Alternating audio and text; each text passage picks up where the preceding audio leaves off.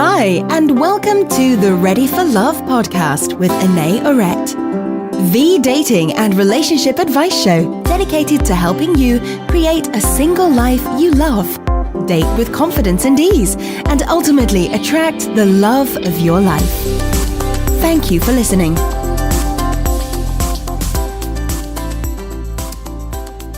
Hello and welcome to this episode of the Ready for Love podcast. You're here with me, Anae Orette, dating and relationship coach, and my very, very special guest today, Laura Bilotta. And I'm just going to introduce Laura to us now. So Laura is one of Canada's top matchmakers and dating experts, and she's been successfully matching single Canadians for over 15 years. Laura also recently published her book, and I love this title. It's Single in the City, From Hookups and Heartbreaks to Love and Lifemates. Tales and tips to attract your perfect match. And we're going to hear a lot more about Laura's book in today's episode. So Laura's also the host of her own TV show, radio show, and is a regular media spokesperson for a number of publications. So we know today's dating world can be complicated, and for singles, finding a life partner can be one of the most important decisions a person can ever make in their life, right? So we know that.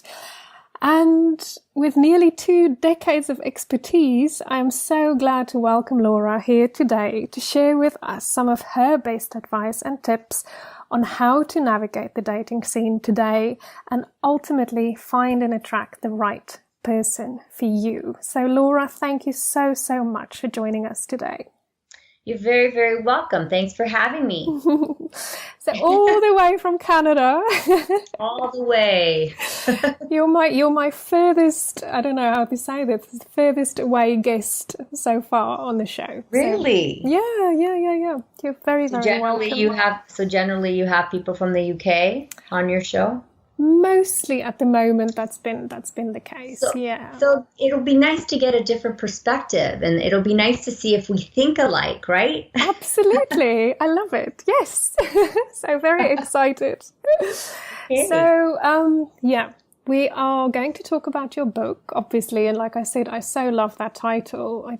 How long did you take to come up with that? Or did that come to you? It took a while. I'm a little bit of a stress case. So I kept going back and forth with different subtitles. And then a friend of mine, my co-host of my TV show, Patrick Powers, he is brilliant with writing. And I said, Patrick, because I gave it to, I sourced it out to different people, and what they came back with was, mediocre. And then I gave it to Patrick, and within literally half an hour, he's like, how about this? And I was like, yes. Same as when I started Single in the City, I had such a brilliant name, Single in the City. And same thing. It just, I wanted to start this business, but it was the name of the business was holding me back. And, I was I was selling Motorola phones back then it was 15 years ago now. Yeah. And the girl that was sitting in the, it was a class that we were in, she said, how about Single in the City? A spinoff from Sex in the City. I'm like, that's it. Next day I went to the lawyers, incorporated the name. I started Single in the City. It was so fast. Amazing. I definitely need a Patrick. And a friend Patrick, like yours. And he's really handsome. And he's good with words. That's a deadly combination. He's very good with words. Yes. Yeah. He's the brains on the show for sure. So a little bit about Single in the City. That was more of an events venture at the time. Yeah. And then how's that grown over the years?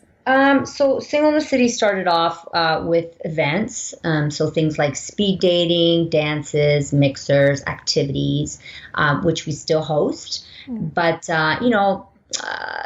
as time went on, I started noticing that so many people had challenges with dating. So I thought, with all my expertise and experience throughout the years, I thought, I'll help people. So that's where the date coaching came in, and then the matchmaking as well. just because, so, online dating doesn't work for so many people. And a lot of people don't want to go that route, right? And some people actually don't even want to go speed dating or go to events. So there's always that matchmaking component. So I started a matchmaking service, but my service is like no other matchmaking service. It's very affordable. It's literally like $150. I mean, that's Canadian. I don't know what that is in pounds. To join the service, because I don't believe that sitting in a database should really cost you thousands of dollars, because there's no guarantee even with matchmaking. Now, if someone is going to go out and hunt for you, then that can get costly, and it's worth the money, because if you're dealing with a really good matchmaker who's actually going to go out and scout for you and go online and meet people and then meet them face to face, and they're the middleman, then it's a lot more time consuming. So that's where it's worth the money. Right. And so I started matchmaking, and that's what I'm doing today. So I'm doing a little bit of everything. So basically, Single in the City is a one-stop shop. So you can go to events, you can go to, you can get a little help. You can join the matchmaking service. So, yeah. And read the book, obviously. So. And read the book, yes, the latest venture. That took a couple of years. It's funny because when I signed up with my publishing company, I was like, they're like, oh, you can write this in 3 months, right? I'm like, are you kidding me? 3 months? You can't write a book in 3 months. It took at least a couple of years, especially with editing back and forth, and because it's your baby, right? So you have to really make sure that you're going through it with a fine-tooth comb. And I'm sure there's, I did find a couple of mistakes in it after, because no book is perfect. But so it's very time-consuming, but it's rewarding. I feel really good about it. And it's, people obviously get the whole package with you in terms of matchmaking and coaching, and you can help them online dating if that's what they want to do. But now your reach is just so much further. So people in the UK, that's probably not going to use your matchmaking services, obviously, can now learn a lot more through your book. So that's wonderful. Yeah, and I think, some of the things that we're going to be talking about today will cover a lot of the topics that are in my book. So I literally wrote the book because I realize and notice that so many people are, have a hard time with dating. I mean, I deal with some people that are, at the age of 30, they haven't even had a date because they suffer from, social anxiety, or they just don't know what to do. Or so the book is like a guide, and it's great for people that are second time arounders, that because society has changed. The modern dating is just so different than even 15 years ago. So people that have been in these long-term relationships come out of their relationships and are just like culture shock, like, whoa, where am I? I'm in the twilight zone. Yeah. What is going on? So that's another big reason why I wrote the book, was to help those people navigate the modern dating world, to simplify things, make it easy for them, and act as like a guide for them, and to, help people understand themselves too. And also to strengthen relationships. There's parts in there that help people that are actually in current relationships, like love languages, for instance, understanding your love language. A love language is what you need and want in a relationship in order to make you happy in the relationship. So things like words of wisdom, acts of service, physical touch. So understanding your partner's love language, so to give them that so that they're happy, Yeah, great tool, absolutely great tool. Well, I just an observation about the book, and as you said, we're going to cover quite a lot of what's in there. But I really like the way that it's laid out, and it's kind of, the short and sharp chapters and the stories, and it's really there practical, are real stories in there. And so it's it's not just a book; it is very much a guide, and that you can dip in and out depending on which stage or phase you're in as well. So that's something I really liked about it. Thank you. And sometimes, people just need to tweak the smallest or slightest thing that will help them meet someone. They could be doing like the slightest thing wrong. It could be like your shoes. Seriously, because people are so superficial these days. It could be the slightest little thing, like you're wearing the wrong shoes on a date, or I mean, So yeah, that's maybe something we can come back to, because there's the two sides of superficiality there. Yeah, superficiality is so huge. So I just, I mean, obviously we're here and we're now talking about it and so on, but according to you and your experiences, when we say modern dating these days, by definition, how do you describe that? What is modern dating? Well, do you have all day? Okay, no, well, some pointers. Probably not, but I'd love to have you back. Okay. Well, modern dating nowadays is so many things. So it's basically having too many options because of, all the technology that we have nowadays with social media, dating apps, online dating, and the tools that we have access to have made us think about the physical first and then the emotional second, which I think should be the reverse. Also, people are hiding behind their computers and they're not having to go out and make face-to-face connections because sometimes they don't have to. And people sometimes have fake personas, and also acknowledging that you're not the person's first relationship or marriage for that matter. Divorce has been on the rise for quite a few years now. Most conversations are done through texting. So, people just don't get on the phone to call anymore. It's a text.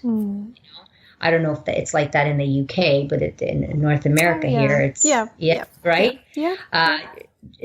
Gender expectations are a little more fluid. So who pays for what? What's expected of you? Men are confused because of this feminist act. So men are confused, and women are still looking for a gentleman, but some gentlemen don't get or understand that. Women are having to be more proactive if they have a chance of meeting someone. They can't just sit back anymore. They have to go out and look and find, right? But whereas back in the olden days, it's like they would wait for the guys to come to them. Well, nowadays, if you're going to wait for a guy to come to you, you could be waiting a long, long time or forever. Because if you don't try to scoop them up, the good ones, because I find the real good ones are rare. So if you don't try to scoop one up, then someone else is going to. Safety, right? Yep. You need to be concerned about your safety more so than you did years ago, because you're meeting so many complete strangers. Yeah. And we live in a hookup culture where dating apps have made it so easy to just hook up. People aren't committing like they used to, and people are waiting longer to get married, if they're even getting married at all. I mean, I always watch that show, Say Yes to the Dress. I think you guys have the UK version, and I love that show. And I'm like, it just seems like so many people are getting married, but then the statistics show that there are actually less people getting married, and people are waiting a lot longer to get married. So basically, that's what how I define modern dating. Gosh, it's when you really think about that, human nature has not changed really, because when it comes down to it, we still want the same thing. We still want to be loved and accepted and seen and heard and for who we are. But on top of that, there's all these new layers of what's at the same time opportunity, but also kind of hindering us from really getting to know each other. That's right. So I know one of the things you talk about a lot is around social media, which is obviously a big chunk of this as well, and how that impact. Is this something you see a lot of as well, where people kind of research each other beforehand and then turn up with preconceived ideas or maybe don't turn up at all? Well, the thing is, I think the research goes because when you're online dating, I don't know how many people really give out their last name. So it's kind of hard to research someone when you don't have a full name. Mm-hmm. I think this researching starts after you've made contact and then you've gone on that date with that person. So you have a better idea of who they are. And yes, there is a lot of that going on. And you know what? I don't think there's really anything wrong with it because, as human beings, we're curious people, and it's been made available to us. So we're going to use the technology, right? Yeah. I mean, there's no way of stopping that. But if you want to protect yourself, and I always say is keep your information private, don't put yourself out there publicly.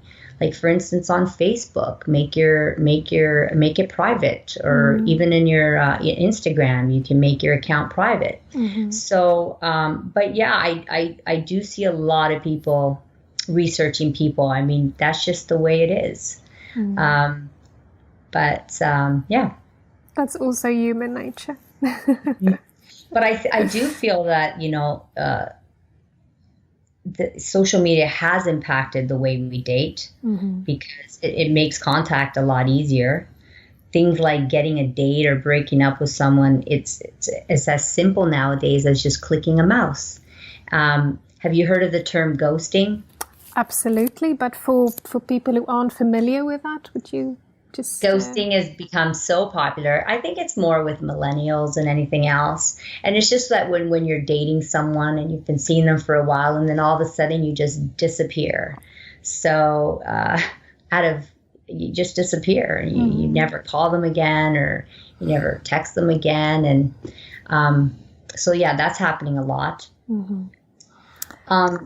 And things like distance and a busy schedule, are no longer barriers to dating because of social media. Mm-hmm. Yeah. So yeah, social media has really impacted the way we date. Yeah.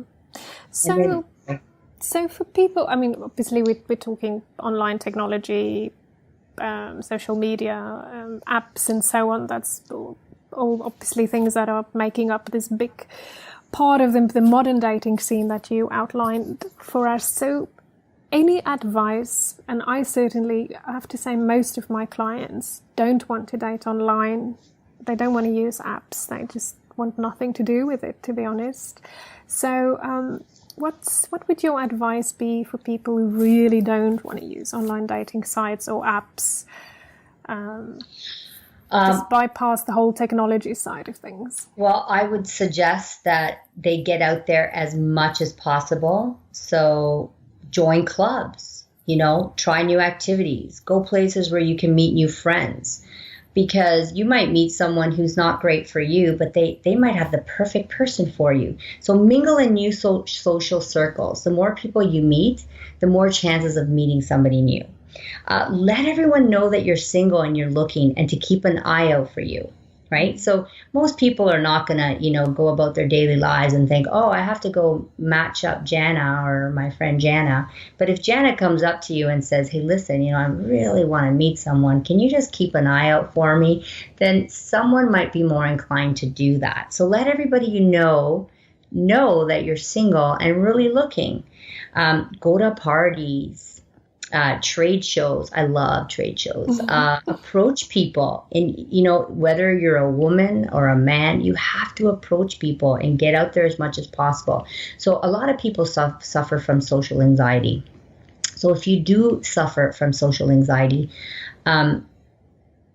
practice approaching people on a daily basis, and having small conversations with people everywhere you go. So you might be at the grocery store and, you're not trying to date the lady behind, the clerk at the grocery store. So you might want to ask her something, or just say, oh, nice day. Or you might be in the elevator somewhere and, you might just want to make small talk with people. You might be at the gym and you might, make small talk with somebody there. So just practice having conversations with people everywhere you go. And then eventually, when you do see someone you might be interested in, you might be more inclined to go up and say hello. One little trick that I used to have as a female, and this worked for me quite a bit, is I would see a guy that I thought, okay, he's cute, whatever. I would write my number down on a piece of paper, and then I would go up to him and say, hey, listen, I'm not sure if you're single single or not, but I'd love to maybe just meet up with you for a drink or a coffee or something. And then I would hand him my number and then I would run off. And you know what? If he called or texted, that was great. Back then it was a call. But when he did get back to me, I felt so great. And if he didn't, I didn't care because I didn't know if he was single or not. I didn't ask. I didn't sit there and wait long enough to know if he was single or not. I just kind of gave it to him and then took off. So, and it works, you know. Yeah. Sometimes you've got to put yourself in the way of love. Mm-hmm. And you have to let people know that you're somewhat interested in them. Mm-hmm. And it's not about chasing them, because I don't believe that women should chase men, but you should let them know that you're interested so that they can come and make the first move. Because some men are shy, you know, and they're not thinking that you might be interested in them, or maybe they haven't spotted you. So you have to get in their way, you know, walk by them, brush up against them a little bit. Oh, I'm sorry. No, I think that's, you know, it's also, I think it is hard for definitely, you know, most men to make that approach. And I also know of, you know, many conversations that I've had with women who really want to meet somebody, but when I see them in that kind of environment, or just even out and about, just that, you know, that kind of unapproachable vibe almost that says, don't talk to me. Right. So that's something to pay attention to, right? Yeah. And the biggest thing is, I think, or advice for it to look approachable is to smile, you know? Well, I used to go out to bars, and I remember those days where I would walk around and I would be smiling and I was in such a good mood, and guys would just come, you know, talk to me and say, hey, you have a pretty smile, or so many people would come up to talk to me. But if there was that day where I was just not in a good mood and I was like, don't talk to me type of look, no one would approach me. So the same goes for dating. If you're female and you're looking for somebody, I mean, when you're going out, like, don't go out if you're not in a good mood, or, you know, or maybe you're not looking that night and go out, sure, with your friends. But if you're looking for someone, you know, smile, be happy, because you're more approachable that way. Absolutely. That is the simplest, most straightforward thing, isn't it? And yeah. And sometimes we need to be reminded. We know these things, right? These are things that we know. Like, even when you read my book, sometimes you'll be like, oh, I knew that, right? But sometimes you need someone else to remind you and go, yes, I remember. Exactly. Smile. One of our prettiest curves you can have. Right. Right. Yeah. Because all, you know, guys generally seem to be attracted to women who are kind and sweet, right? Mm-hmm. They don't want a bitchy lady, really. Yeah. They want a nice, kind soul. Yeah. Yeah. When all is said and done. Mm-hmm. Someone nurturing. Yeah. So, one of my favorite topics, and it's also a chapter in your book, and it's like right in the beginning, is, you know, just in the context of what we're talking about, is having that kind of that inner smile almost that then comes out and projects who you are and what you're all about. So one of the very first chapters in your book is about being the one that you want to date. Right. Mm-hmm. And I just this resonates with me so much, and also, you know, so much of the work that I do with my clients. But I would just, do you want to talk us just through that, and what does that actually mean, and why that is so important? Well, you have to be the one you want to date. So you have to like yourself before, you know, so many people will go out there into the world and search for someone, but they're not really happy within, and they feel that, like, they're gonna start to create that happiness for them by meeting someone. So someone's going to create happiness for them. That's what I meant to say. Where that's not true. You know, you need to create that happiness beforehand before you go out there and start dating. So ask yourself this question: Would I date me? like truly, like look in the mirror and go, would I date myself? You know, and if the answer is no, you have to be true to yourself though, right? If the answer is no, then, you know, you can't expect other people to date you because your true colors are going to come out after a while. And so, you know, someone might not be attracted to that. So do you possess all the qualities that you're looking for in a mate? What are the qualities that you're looking for in a mate? You know, do you possess those qualities? And if not, then you need to work on yourself so that you do possess those qualities, and then you start attracting the right person into your life. So you attract who you are. So you basically attract who you are. So you have to become the one that you want to date. And you have to love yourself, right? You have to get to a place where it's called self-love. And I know that you talk a lot about this, right, Ane? That's right. Yeah. Should we talk about that or?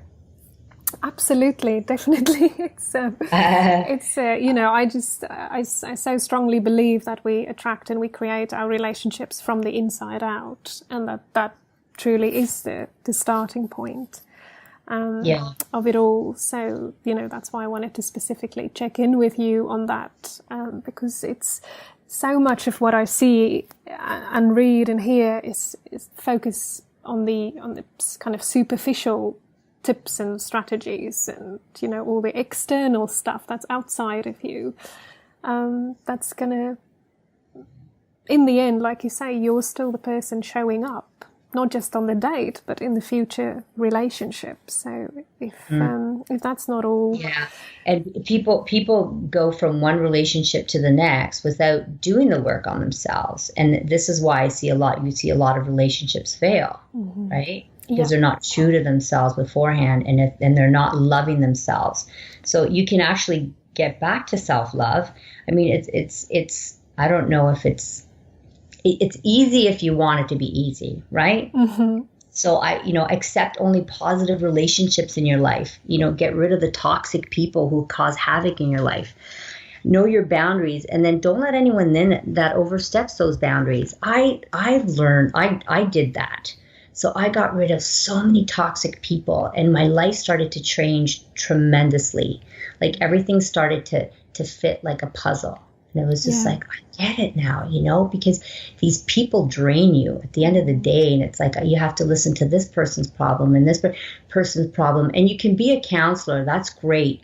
But when you have the people sucking the living life out of you because they're not listening to the advice that you're giving them. Like I can't stand giving people advice and then they don't listen. It's like, if you're going to ask for my advice, then listen to my advice. I don't want to have to repeat the advice, you know, every day for the next 2.5 years. And this is a true story. This has happened. Right. So only allowing positive relationships in your life. Now, sometimes your family can be toxic, but we really can't get rid of our family. I know I can't. I'm Italian. Like, we're stuck. You know, we're like, can't get rid of them. My mother lives next door, for goodness sakes. Sometimes family can be toxic, but just, you know, you just don't have to hang out with them every day, right? But you obviously can eliminate those. Also, you want to work on figuring out what it is that you want in your life so you can map out how you can go and get it, you know? Yeah. What is it that you really, really want? And sometimes you don't know what you want right away. So take the time to figure it out, right? Be patient. Don't be on this like clock where it's like, oh, I gotta do this, because you're putting so much pressure on yourself. So just be patient with yourself. And just, so many of us like are living life to get somewhere. I used to be that person. I'm like, oh my God, I gotta get there. And then I started realizing, where am I going? Like, life is about living and enjoying every single day on this planet, because who knows? I might not be here in 5 years. So, you know, I was like every day of my life wasting it, stressing about where I'm going. I think so many of us can relate to that. Absolutely. Right? Yeah. I know. It's just like, oh, I gotta, you know, keep up with the Joneses and focus. And this is another thing I've learned is focus on what you're doing. Don't always focus on what everyone else is doing, you know? Yeah. Because it's depressing. And that's one thing that I see with social media. It's like, you see, there's studies shown that a lot of the millennials and the younger kids and stuff, you know, social media is ruining them because of what, you know, people are posting and all the beautiful, great things they have and all the great places they get to go. And they, you know, it's like, well, I don't have that.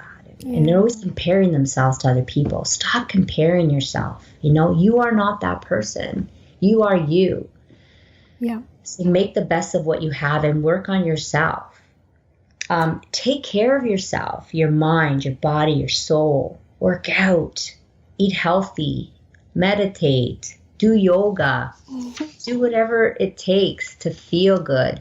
I recently went on a food combining diet because I was like bloated, like my digestion was really bad and I gained weight that I just couldn't get rid of. But I felt horrible, you know? And I was like, I owed it to myself to, you know, feel better, to start feeling better. And, you know, it's tough. I gave up alcohol. I gave up breads. I gave up all sorts of food that I'm pretty much eating nothing. Well, not nothing. I'm eating, but I'm not eating all the delicious stuff that I want to eat. But, you know, it meant so much to me to get better. So how much does that mean to you?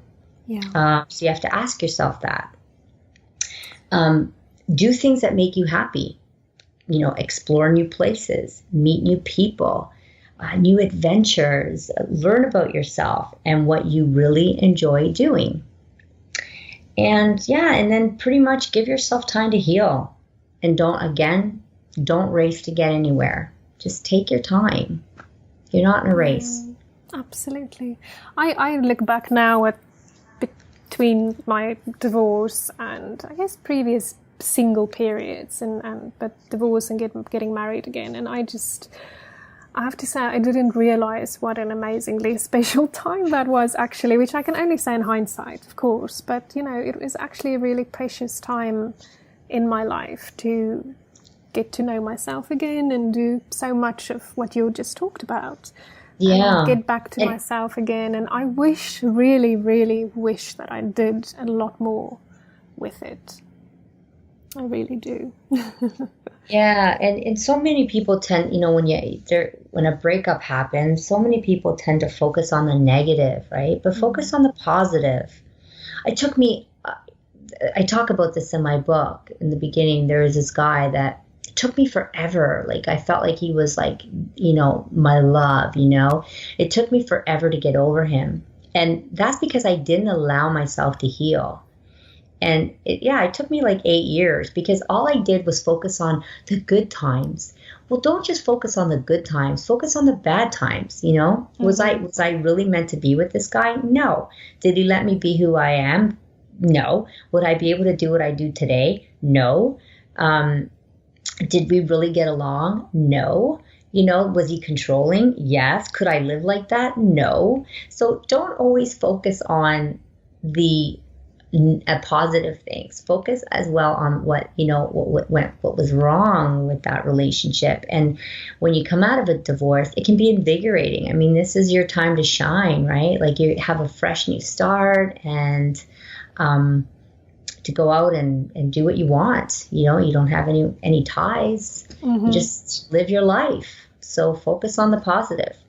And you have to think too, you're not alone. So many people go through a divorce. Oh gosh, yeah. I decided never to get married. Okay. Yeah, I mean, I do live. My boyfriend, he's in the book. He's another reason I wrote the book. He inspired me to write the book. Right. Because he wasn't the typical type that I always went for. So as my sister and brother-in-law always said, Laura always has relationship problems. She's the one with the relationship problems. The problem was that I kept meeting the wrong guys for me. I was always attracted to this one type, you know, the gym. Yes, I do know. the six. Oh, you do? I can relate. Yeah, I can relate. Yeah. The guy who's like 6 years younger, you know, the guy who's 6 foot and feet and taller. And And so when I met Dean, I think I'd been single for 3 years, and I thought, you know what?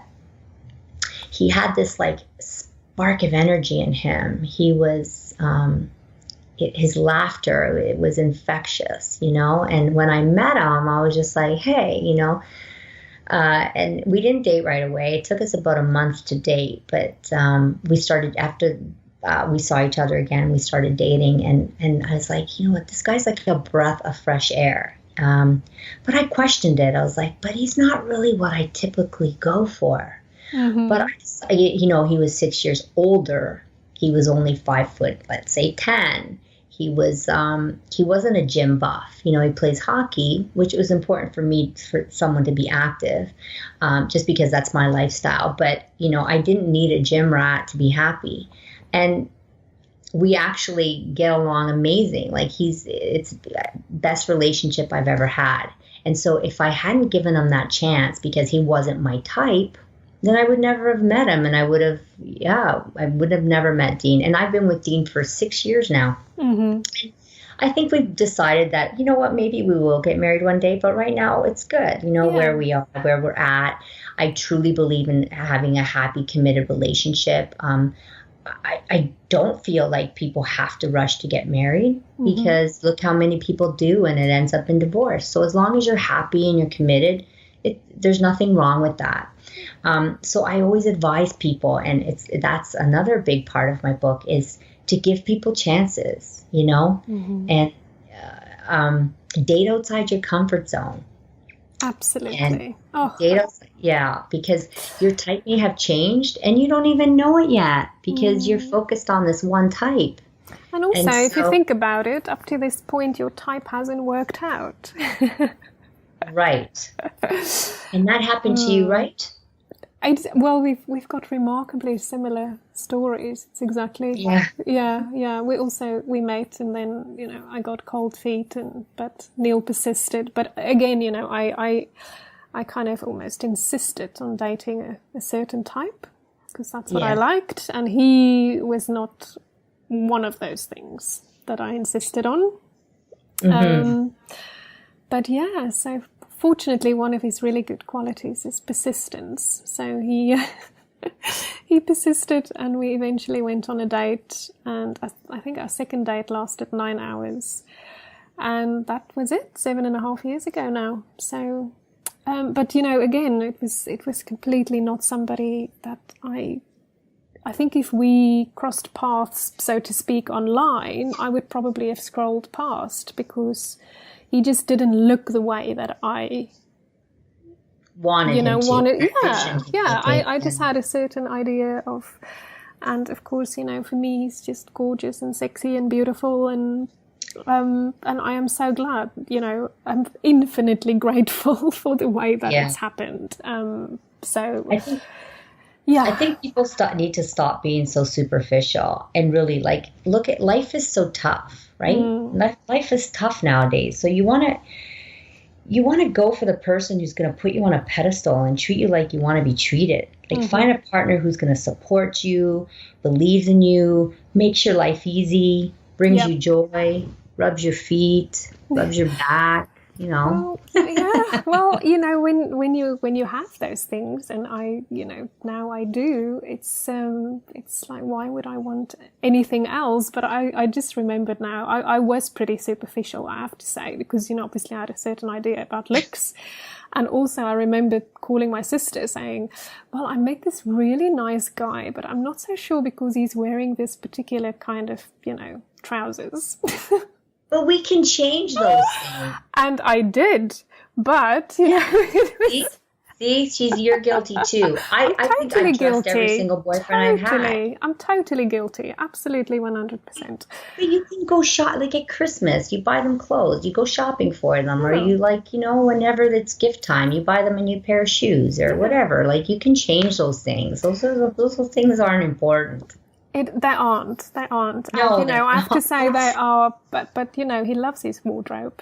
And I love it too. So we're now on the same page. But it was, you know, if I got hung up on trousers or shoes, and I know this sounds incredibly superficial, and it's, you know, it's a shame we need to talk about it or even mention it. But unfortunately, that is the case.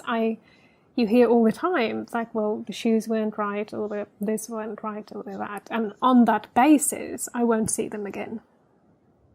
Oh, yeah. And that happens all the time. It does happen all the time. Yeah. And this is something that's happening, with online dating too. It's there's so much choice, right? People have too many choices now. It's called the paradox of choice, that they're not making a choice because they're afraid to make the wrong choice, or they have too much choice. So it's almost like fun, We'll just keep dating because I don't like his shoes, so forget it. Or I don't like the way his eyebrows go. So I'm just going to keep dating someone else until the perfect person comes along. But guess what? And my mom taught me this. She said, Laura, you find faults in everybody. You're not perfect. You want people to accept your faults. So you need to accept other people's faults. Absolutely. So stop looking for perfection, because there's no such thing as perfection. And so yeah. And I did learn from that. Yeah. I did. Yeah. It stuck with me. Well, I'm so happy to hear that you're all happy and settled now. I do have a question for you, though. And, this is a very hypothetical question, obviously. But in all your experience over the years, for, especially women, specifically in my community, many of them are starting over after long-term relationships break down, divorce, coming out of long marriages. If you were to start over in love, or, just starting over and start dating again and finding love again, what advice would you give? I know we talked about loads of things earlier about, taking care of yourself and loving yourself, but that kind of starting over point in your life, what would you say? Well, first of all, I definitely wouldn't rush into finding someone right away. No. I would look at my past relationship to figure out what worked and what didn't, and what I want for my future, so that I don't keep making the same mistakes or attracting the same type of person. And I wouldn't allow anyone's decision to influence me. I think in the past I allowed people's decisions to influence me. I mean, I've stayed with boyfriends because I thought my parents liked them and stuff. Stupid. You need to be happy, not your parents or anyone else. And far too many people are still living like that, I met this lady, I wrote about her in my book.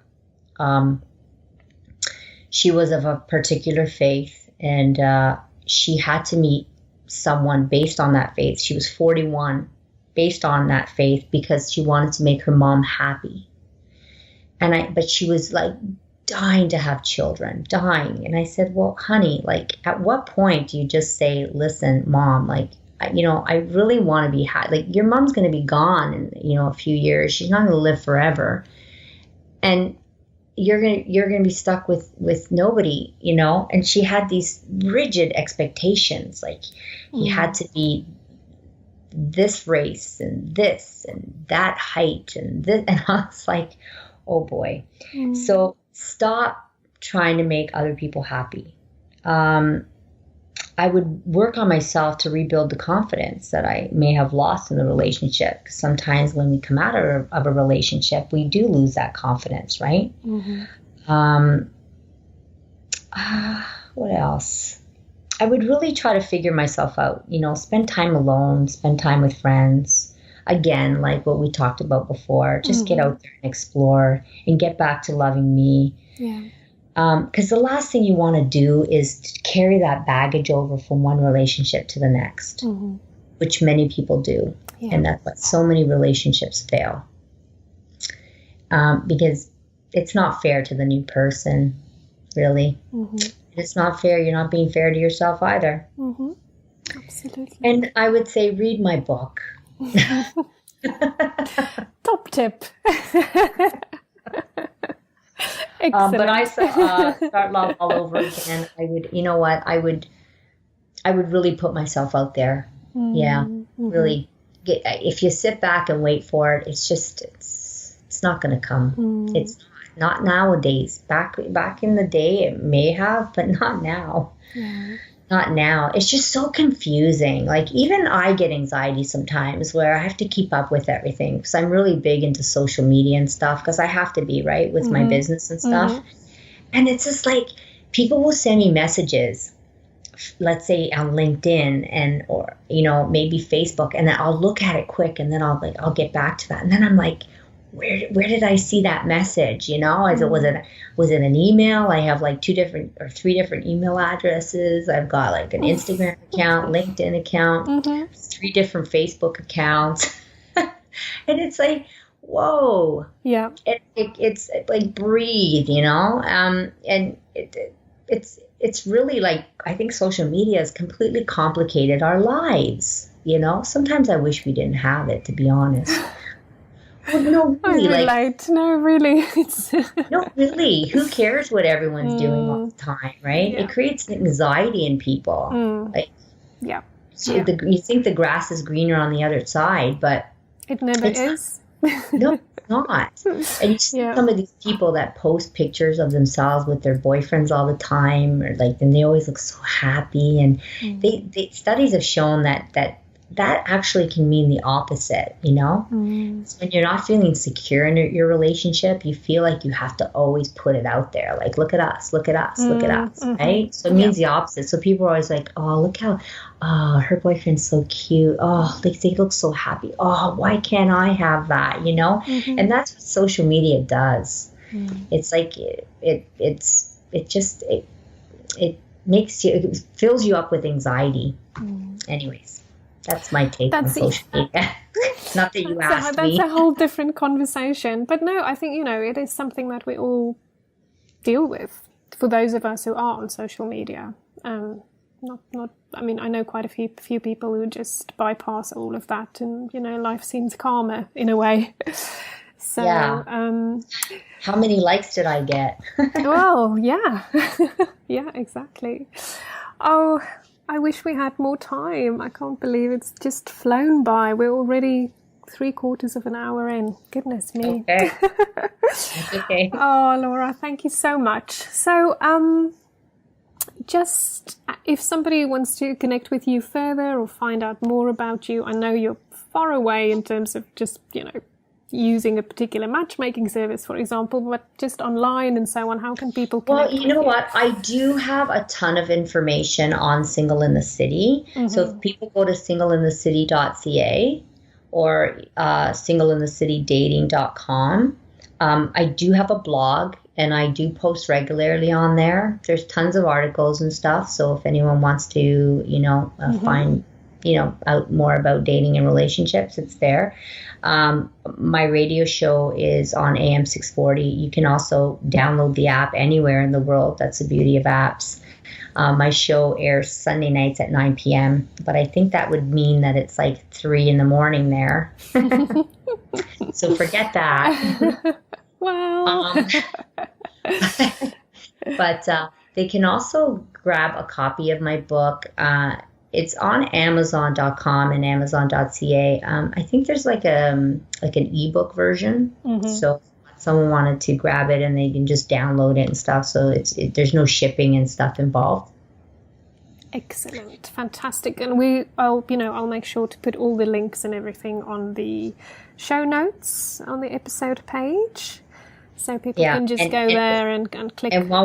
And while we're talking about social media, you can follow me on Instagram, Laura_Bilotta, Bilotta. Excellent. I love your Instagram account. I love it. Oh, thank you. And you are gorgeous anyway. Oh, so are you. Oh. So, right. Oh, no, we're at the end. So I just have my last 2 questions for you. Okay. And I ask all my guests this. So the first one is your definition of love. Oh, love. Love is madness. Love makes people do stupid and dangerous things. I think love comes from the soul, and it's a deep passion that you have for something and or someone. Like I really love my dog so much. I love my boyfriend too. And then the very thought of losing that thing you love is maddening, and you can literally it's like a knife, going into your heart and tearing it apart. That's what my definition of love is. Thank you. Thank you. I think that's so unique to each and every single one of us, isn't it? How we feel about it, how we describe it, how we show it, how we understand it. So I always love to hear people's thoughts around that. So my last question before we're going to say goodbye is your final one piece of advice. If people literally remember just one thing about our conversation today that they're going to go away with before they go and read your book, obviously, but just your one piece of advice that you want to leave us with today, what would that be? Oh boy. Well, okay, the one. Okay, I think I already said it, but love will happen. There's someone out there for everyone, but you have to put the work in. Mm-hmm. Love won't find you. You need to go out and find it. Excellent. Thank you. Thank you. It's there for all of us, right? I know. It's a bit of an unfair question in a way, but it's also, I'm just thinking about what you just said. It's like nobody is going to be the single one person that's not going to find it, right? Right. Unless maybe some people choose not to, be in relationships, and obviously there's nothing wrong with that. But if that's really, if it's what you want and you have the intention for it, then it is out there. Yeah, it is out there. And online dating has made it easy for people, even like with disabilities, right? Like, 'cause sometimes I'll get people emailing me or messaging me saying, I have a disability and I'm having a hard time meeting someone, and I've tried this, and this. And I'm just like, well, have you tried, a site for people with disabilities? Because they do have them, mm-hmm, right? Mm-hmm. And there might be a greater chance of meeting someone on there. I just try to give them the best possible advice that I can. Yeah. And that's, one of the things I advise, because there is someone out there for everyone. You just have to find the right resources, mm-hmm, to find and do your work. Right, do your work. Yeah. Oh, Laura, thank you from the bottom of my heart for being here with us today. You're very, very welcome. So much. Thank you so much for having me. Wonderful to have you. I'm just going to say thank you so much to whoever's listening for being here and for connecting. As always, it's wonderful to talk to you and to share with you. And I'll talk to you again very soon on the next episode. If you have any questions for me, or you want to reach out or get in touch, just email me at anne@datingcoach.uk. It's anne@datingcoach.uk, or Twitter @datingcoach. And Laura, I'm just going to say one final goodbye to you and to my guests, and just wishing you well and lots of love. So bye for now. Well, have a nice day. Thank you, Laura. Thanks. Bye-bye.